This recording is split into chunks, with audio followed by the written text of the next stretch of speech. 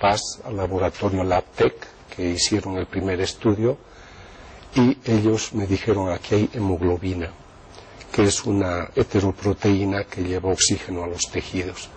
Pero me dijeron: para que usted tenga mejor validez, haga un estudio genético.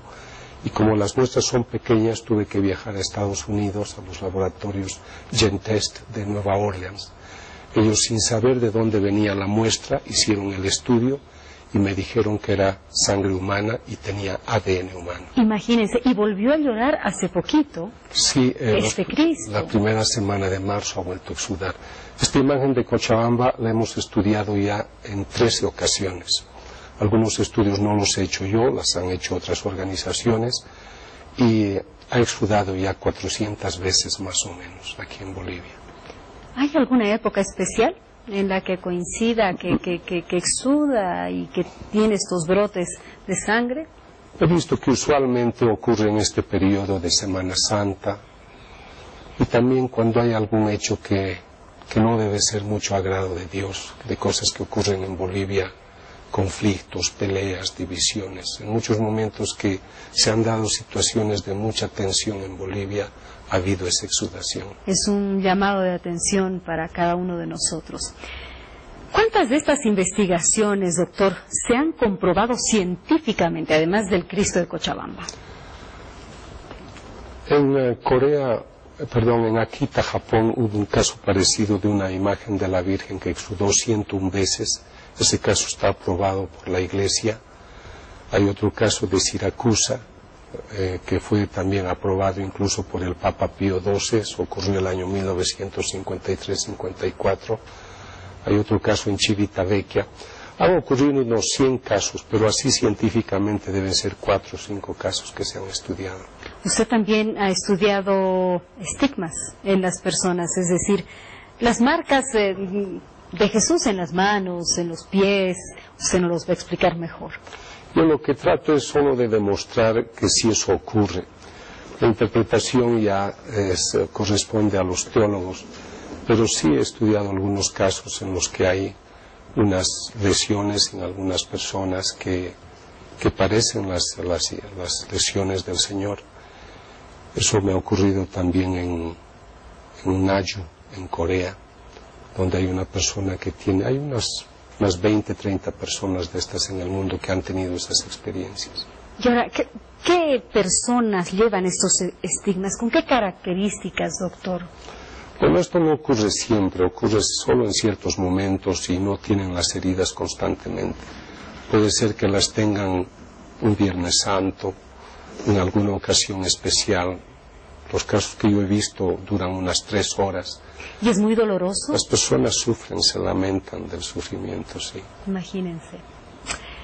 Doctor, ¿qué hacer cuando herimos con la palabra? ¿Será suficiente el perdón? Y herimos con la palabra a la persona que por ahí queremos más, ¿no? He escrito un libro que se intitula Cuando la palabra hiere. Tiene ya 12 ediciones. Y eso muestra el interés que ha promovido esta temática. Y yo hice este libro porque me sorprendió al hacer las encuestas que la gente se lamentaba mucho de las palabras que le habían lastimado o que había dicho o que había escuchado. Y las palabras que herían provenían de las personas que más se amaban. Entonces yo quise demostrar a través de estudios de neuroimagen, de tomografía positrón, qué sucede cuando la persona habla y ofende, qué zonas del cerebro trabajan y cómo trabaja esa zona. Entonces hemos descubierto, por ejemplo, por qué se forma el rencor. Cuando una persona se acuerda de la palabra que le ha herido, aunque sea hace 30 años, el sistema auditivo trabaja como si estuviera escuchando en ese momento la palabra que le ha ofendido. Por eso al rencoroso le cuesta perdonar. Ahora, obviamente, cuando uno ha herido, pues tiene que, si está en la capacidad, usted antes decía, si uno sabe perdonar, en ese momento una persona que sabe pedir perdón de corazón, pues tiene que rehabilitarse, porque lamentablemente, pues ofendemos a quienes más amamos y no lo merecen. Afortunadamente se puede cambiar. Eso crea huellas neurales en el cerebro, claro, pero se pueden cambiar. Y si hablamos de rencor, usted hacía referencia a el tema de la palabra que hiere, pero en el caso de una persona que reciba un maltrato físico cuando era pequeño o quizás de mediana edad, esto también le puede causar a la larga estos problemas de rencor y también puede hacer lo mismo con otra persona, o es la palabra lo que más hiere. Me alegra su pregunta porque esto me ayuda a aclarar algo muy importante. En el estudio de la psicología se ha influenciado mucho el psicoanálisis y Freud decía que muchos traumas de la niñez permanecían como traumas aún en épocas posteriores. Pero en los estudios de neuropsicofisiología que a mí me toca realizar, este campo se llama neuropsicofisiología cognitiva, se puede estudiar a la persona cuando está recordando las palabras que le han herido. Pero cuando esta persona empieza un proceso de terapia y quiere aprender a eliminar el rencor, a recordar la experiencia dramática, pero sin pena, sin deseo de venganza, el hombre puede crear nuevas huellas. Por ejemplo, no me gusta mi suegra, siempre me ha hecho la vida imposible y yo la desprecio, porque habló siempre muy mal de mí. Pero desde ahora yo he decidido no tener ese comportamiento y ahora que yo la veo la saludo cordialmente. No la amo, no es mi mejor amiga, pero tengo respeto. El momento que yo cambio de conducta hacia ella, esas huellas cambian. Entonces no es verdad que tenemos que vivir con traumas para toda la vida. Esta es una buena noticia porque mucha gente que yo veo, yo viajo tanto por el mundo, muchos me dicen, doctor, es que mis padres me maltrataron. Pero si tú quieres cambiar hoy a tus 30, a tus 40, 50 años, pueden cambiar. El cerebro es muy plástico y a mí me parece que el hombre siempre tiene la capacidad de revivir, de rehacer su vida cada día. A olvidarse de los rencores entonces en esta época especial. Oscarito. Elena de la Paz pregunta, ¿a qué le atribuye usted la pérdida de valores en la familia y la sociedad? Esta es una pregunta muy importante porque me parece que el tema de la familia debería ser una gran preocupación. En Bolivia ha invadido en demasía la separación y el divorcio. He hecho un estudio en una ciudad de Bolivia, en una escuela de 600 alumnos, y los 600 alumnos venían de familias divorciadas o separadas. Entonces, en Bolivia hay rangos de divorcio que van desde el 40 al 72%. Creo que las parejas se forman no están preparadas para el matrimonio. Hoy hay mucha libertad sexual. Muchas personas se casan porque la persona está embarazada.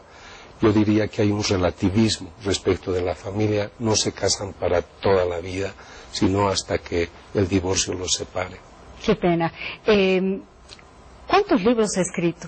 16. 16. ¿Todos ellos hablan de Dios? No, los primeros que he escrito, en realidad mis libros son de ciencia, escritos sobre el alcoholismo, el comportamiento humano, sobre el estrés, sobre la personalidad, las neurosis.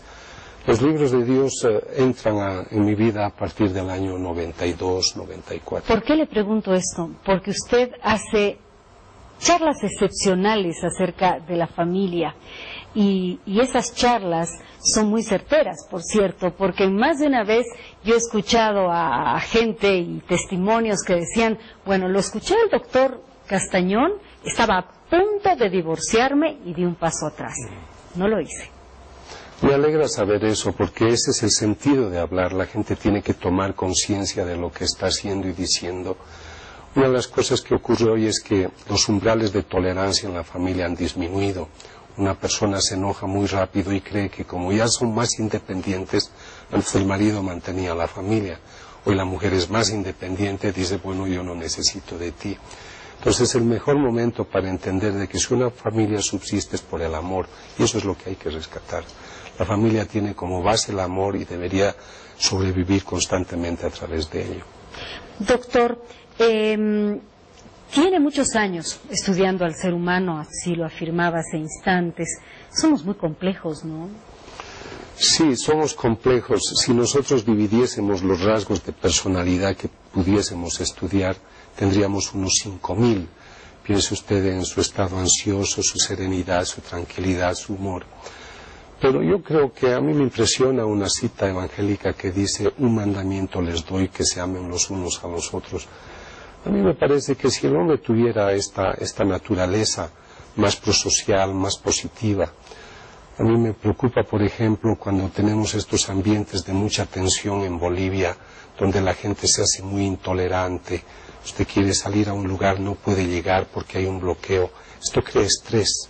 Esto crea cambios bioquímicos en el organismo. Uno activa la producción de adrenalina, de cortisol, y la gente se pone más irritable. Entonces no es bueno vivir en una sociedad totalmente o constantemente tensa, porque nos hace así, nerviosos, irritables.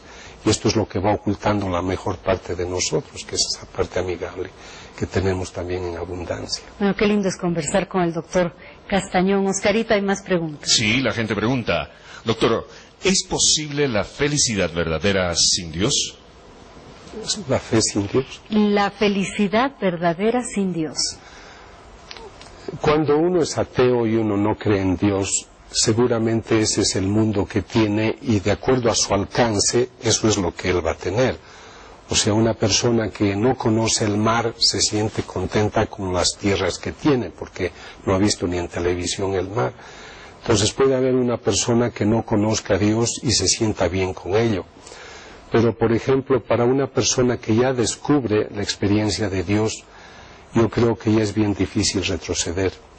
El trabajo que yo he hecho introduciéndome en el campo de lo que sea la ciencia, en el campo de la fe, no ha sido fácil porque implica muchas críticas, muchas confrontaciones. Pero entrando ya al ambiente, tratando de demostrar, por ejemplo, a la gente que hay esta naturaleza espiritual y que vale la pena conocerla. Yo, por ejemplo, hoy valoro mucho el trabajo de un sacerdote o de una religiosa, porque ellos por fe dejan su país, dejan muchas cosas para servir y para ayudar. Entonces, cuando uno conoce a Dios, yo creo que ya uno que cree en Dios diría, no puede haber felicidad lejos de Dios. ¿Y qué pasa con la Iglesia Católica que pierde día a día más adeptos y se van a otras religiones? El mundo actual se ha vuelto relativista. En el ambiente católico, por ejemplo, 85% de los católicos, le hablo en Latinoamérica, no van a misa los domingos, 85%. Pero en Navidad y en Semana Santa llenan las iglesias. Entonces somos religiosos, pero no somos católicos comprometidos. Entonces yo creo que hay un relativismo, un comportamiento tibio respecto de la religión. Y también vivir la religión implica un compromiso, una cosa muy pequeña. Es muy fácil que en la familia uno diga mentiritas piadosas. Si uno empieza a ser católico de verdad, por ejemplo, evita la mentirita piadosa, evita muchas cosas. Entonces el ser un católico obliga a vivir dentro de ciertas normas. Yo como clínico he tenido muchos pacientes casados que engañaban a sus mujeres y mujeres que engañaban a sus maridos. Si uno es católico de verdad o vive su fe, no tiene que engañar a su mujer. Entonces es muy fácil ser un católico tibio, me voy a confesar una vez al año y después durante todo el año hago lo que sea. Pero a pesar de que hay este relativismo, yo, por ejemplo, en estos días me han pedido jóvenes que vaya a hablar a Sucre, a Santa Cruz, jóvenes bolivianos, a Cochabamba. Hay también una inquietud espiritual porque también en el mundo se percibe un nihilismo, una vaciedad que hace que el hombre viva sin valores, y eso crea la vaciedad.